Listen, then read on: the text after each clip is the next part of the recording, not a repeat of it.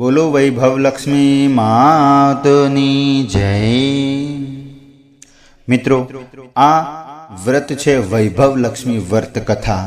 મિત્રો, આ વ્રત કરવાથી આપણે વૈભવ અને ધનનો લાભ મળે છે।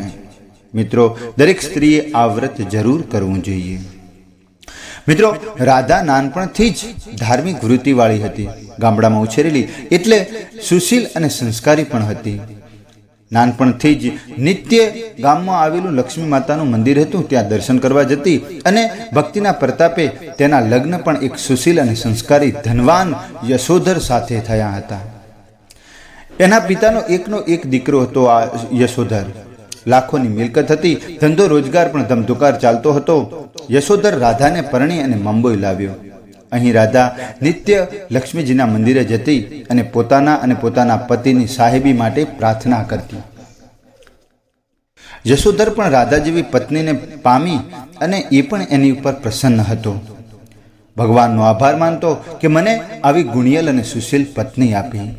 થોડાક દિવસો પછી રાધાના સસરાનું દુઃખદ અવસાન થયું।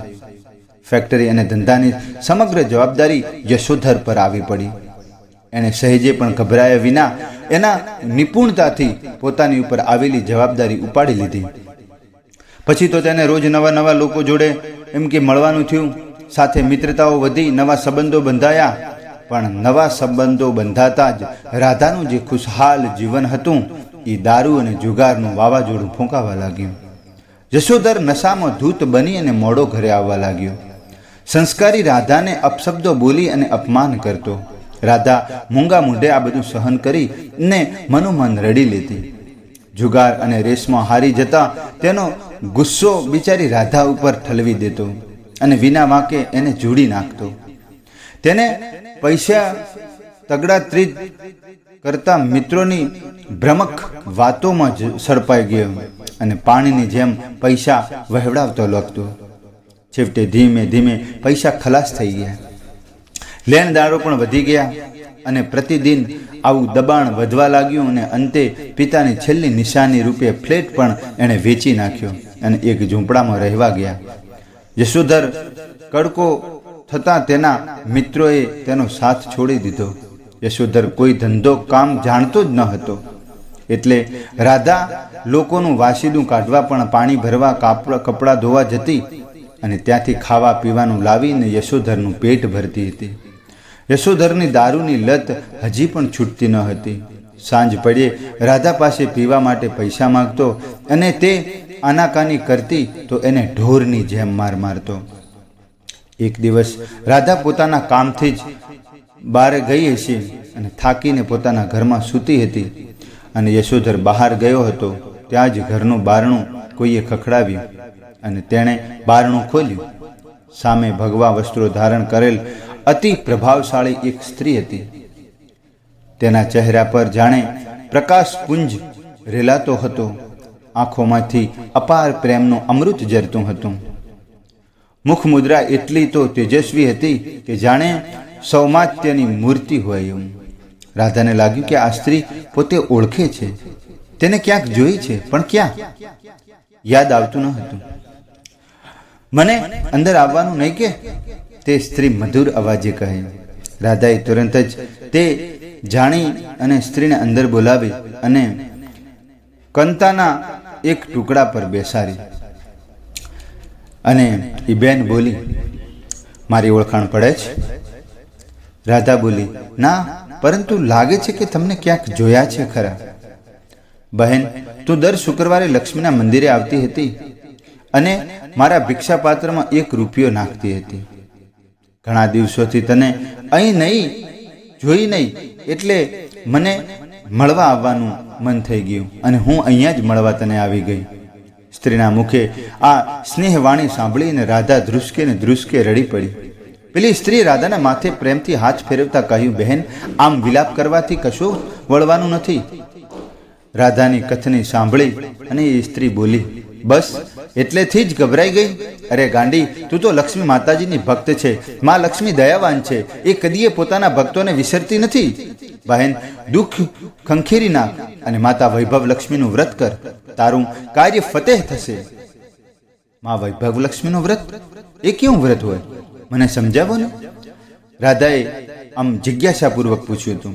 ત્યારે પેલી સ્ત્રી બોલી, આ વ્રત સાવ સાદું અને ખર્ચ વિનાનું હોય છે. આને વૈભવ લક્ષ્મીનું વ્રત કહેવાય છે. આ વ્રત કરનારના પ્રત્યેક મનોરથમાં લક્ષ્મી માતા પાર પાડે છે. અને આ વ્રત દર શુક્રવારે ગમે તે શુક્રવારે લઈ શકાય છે. વ્રત કરનારે સ્નાન કરી સ્વચ્છ વસ્ત્રો પહેરવા અને મનમાં જય માં વૈભવ લક્ષ્મી, જય માં વૈભવ લક્ષ્મી એમ બોલવું અને એનો જાપ કરવો. સાંજે દીવાબત્તીના સમયે હાથ પગ ધોઈને પૂર્વ દિશા તરફ પાટલો ઢાળી અને તેની પર લાલ કપડું પથરવું. લાલ કપડું ન હોય તો સ્વચ્છ કપડું કોઈ પણ પથરી લેવું. પાટલા ઉપર નાની સરખી ચોખાની ઢગલી કરી અને તેની ઉપર પાણીનો ભરેલો કળશીઓ એટલે કે લોટો મૂકવો. તેની ઉપર એક નાની વાટકીમાં સોનાનું ઘરેણું મૂકવું. સોનાનું ઘરેણું ન હોય તો ચાંદીનું ઘરેણું મૂકવું. એ પણ ન હોય તો રોકડ રૂપિયો મૂકવો. ત્યારબાદ અગરબત્તી સળગાવી અને શક્ય હોય તો ઘીનો દીવો કરવો. માતા વૈભવ લક્ષ્મી શ્રેયંત્ર પ્રસન્ન થાય છે. તેના દર્શન કરવા અને આંચકા લેવી. ત્યારબાદ લક્ષ્મી માનો સ્તવન શ્લોકનો પાઠ કરવો. એ પાઠ શ્લોક કયો છે? યા રક્તાંબુજ વાસિની વિલસિન ચૈન્સુ તેજસ્વિની યા રક્તા રઘુ રાંબરા હરિ સખિયા મનોલહાદિની યા રત્ના કરમંથના તપ્રગટ્યા વૈષ્ણવસ્વયા ગેહિની સામા પતુ મનોરમા ભગવતી લક્ષ્મીવ્ય પદ્માવતી. આ શ્લોક બોલવો. આટલું કર્યા બાદ વાટકીમાં મૂકેલા ઘરેણા કે રૂપિયો કે કંકુ, હળદર, ચોખા અને લાલ ફૂલ ચડાવી એની પૂજા કરવી. પ્રસાદ માટે મિષ્ટાન બનાવવું શક્ય ન હોય અને જો કદાચ તમે મિષ્ટાન ન બનાવી શકતા હો તો પ્રસાદ તરીકે સાકર કે ગોળ પણ મૂકી શકાય છે. ત્યારબાદ માતાજીની આરતી ઉતારવી અને ભક્તિ ભાવથી 11 કે 21 જય માં વૈભવ લક્ષ્મી, જય માં વૈભવ લક્ષ્મી એમ બોલી અને પ્રસાદ વેચવો. પ્રસાદ વેચ્યા બાદ લોટાનું પાણી જો ઘરમાં તુલસીનો ક્યારો હોય તો એમાં રેડવું અથવા નદીમાં વહેવી દેવું. ચોખ્ખા પાણી પક્ષીઓના ચણ માટે નાખી દેવા. પરંતુ આ બંને વસ્તુ ગમે ત્યારે એમ કે ગમે ત્યાં ફેંકવી નહીં. બસ આ વ્રત પૂરું બહેન. આ વ્રતની જે રીતે મેં તમને બતાવી તે સંપૂર્ણપણે શાસ્ત્રીય છે અને આ કમ્પ્લેટ આવી રીતે કરવાથી માતા લક્ષ્મી અચૂક તારી માથે પ્રસન્ન થશે અને તારા દુઃખ, દર્દ, ગરીબાઈ દૂર થઈ જશે. ધનની વર્ષા થશે. અને બહેન, આ વૈભવ લક્ષ્મી 11 કે 21 શુક્રવાર સુધી જ કરવામાં આવે છે. તેમ છતાંય ભક્તોની મરજી ઉપર નિર્ભર છે કે કેટલા શુક્રવાર વ્રત કરવું. અને છેલ્લા શુક્રવારે પણ બધા શુક્રવાર કરી હોય એ જ રીતે આ વ્રતની વિધિ પૂજન કરવી અને શ્રીફળ વધેરવું. તે દિવસે ખીરનો પ્રસાદ કરવો. તે પછી 7 વૈભવશાળીઓ કુમારીની બહેનોને કંકુનો ચાંદલો કરી અને વ્રતમાં એક પુસ્તક ભેટ આપવી. માં વૈભવ લક્ષ્મીના ધનલક્ષ્મી સ્વરૂપ માતાજીની છબીનું નમન કરી અને એની પ્રાર્થના કરવી. સમજી લો કે મિત્રો, કદાચ વૈભવ લક્ષ્મી માતાજીની છબી ન મળે તો ધનલક્ષ્મી માની પણ છબી ચાલે અને લક્ષ્મી માતાની છબી હોવી જોઈએ ટૂંકમાં. અને એમાં હે માં લક્ષ્મી એવા સાચા દિલથી આ વૈભવનું વ્રત કર્યું છે તો હે માતા તમારું કલ્યાણ કરજે. હે માં તું બધાને ધંધા રોજગારમાં માં તારું વૈભવ રાખજે અને નિર્ધન ધન આપ, સંતાન વગરનાને સંતાન આપ, સૌભાગ્યશાળીનો સ્વભાવ અખંડ રાખ, કુમારિકાઓના કોડ પૂરા કર અને તારું વ્રત કરનારાઓ પ્રત્યેક મનોરથ પૂર્ણ કરજે અને સૌને લક્ષ્મી અને વૈભવ આપજે. આટલી પ્રાર્થના પછી માતા વૈભવ લક્ષ્મીને વંદન કરવા આસકા લેવી.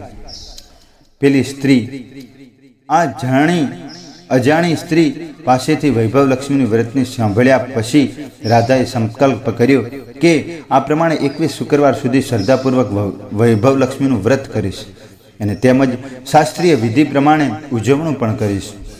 તેણે આંખો ખોલી તો સ્ત્રી ગાયબ હતી. માત્ર કંકુના પગલાં જ હતા.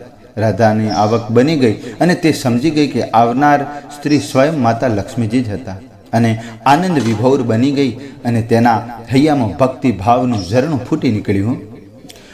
બીજા જ દિવસે શુક્રવાર હતો. રાધાએ સવારે સ્નાન કરીને જય માં વૈભવ લક્ષ્મી, જય માં વૈભવ લક્ષ્મીનું રટણ કર્યું. મીઠી રોટલીનો પ્રસાદ બનાવ્યો. સાંજે દીવો ટાણે હાથ પગ ધોઈ અને પૂર્વ દિશા તરફ પાટલો મૂક્યો અને એ જ દિશામાં તરફ બેસી અને ઘરેણાં તો વેચાઈ ગયા હતા. એટલે હવે શું કરું? ઘરેણાં વેચાઈ ગયા હતા એટલે પેટીમાંથી સાચવી રાખેલી એક તૂટેલી નથ હતી તેને વાટકીમાં મૂકી. ત્રાંબાનો પાણીનો લોટો તેની ઉપર મૂક્યો અને તેના નથવાળી વાટકી મૂકી અને લક્ષ્મીજીને બતાવેલ વિધિ અનુસાર વૈભવ લક્ષ્મીનું વ્રત શરૂ કર્યું. પૂજા કરી અને મીઠી રોટલીનો પ્રસાદ ચડાવ્યો. રાતના યશોધર ઘરે આવતા જ રાધાને એને પ્રસાદ ખવડાવ્યો. પ્રસાદ ખાતા જ તેને સ્વભાવમાં બદલાવ લાગ્યો. તે દિવસે તેણે રાધાને ન તો મારઝૂડ કરી કે ન ધમકાવી. રાધા સમજી ગઈ કે પ્રથમ દિવસે જ માતાજીનો આટલો પરચો બતાવ્યો છે. 2 શુક્રવાર જતાં જ યશોધરને ઘણું પરિવર્તન આવી ગયું.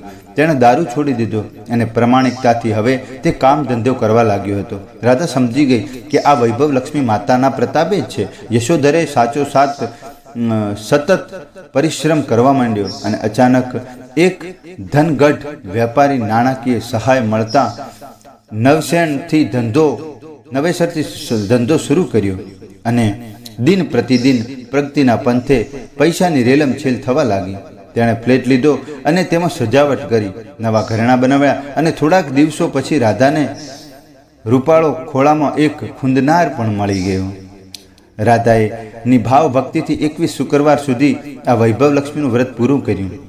છેલ્લા શુક્રવારે ઉજવણી કરી અને હાજર રહેલી સ્ત્રીઓને વૈભવ લક્ષ્મીની વ્રતની એક પુસ્તક આપી દીધું.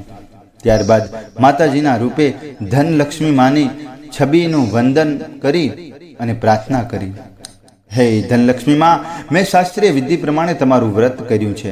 માં, અમારું કલ્યાણ કરજો. માં, અમારા પર અમી નજર રાખજે. અમારી આ કૃપા વર્ષાવજો. આટલું કહી અને તેણે અતિ ભક્તિભાવથી માતાજીની ધનલક્ષ્મીની સંપૂર્ણ પૂજા કરી અને છબી વંદના કરી અને આસ્કા લીધી. હવે તે સંપૂર્ણ સુખી હતી. હે માં વૈભવ લક્ષ્મી, તેની સૌના મનમાં મનોરથ પૂરા કરજો. જે રીતે રાધાને ઘરે પધારી અને તમે એની ઉપર કૃપા કરી હતી, એની માથે કૃપા દૃષ્ટિ રાખી હતી, તે રીતે બધાને આવી કૃપા દૃષ્ટિ બનાવી રાખજો માં, અને સૌનું કલ્યાણ કરજે માં. તો બોલો વૈભવ લક્ષ્મી માતની જય.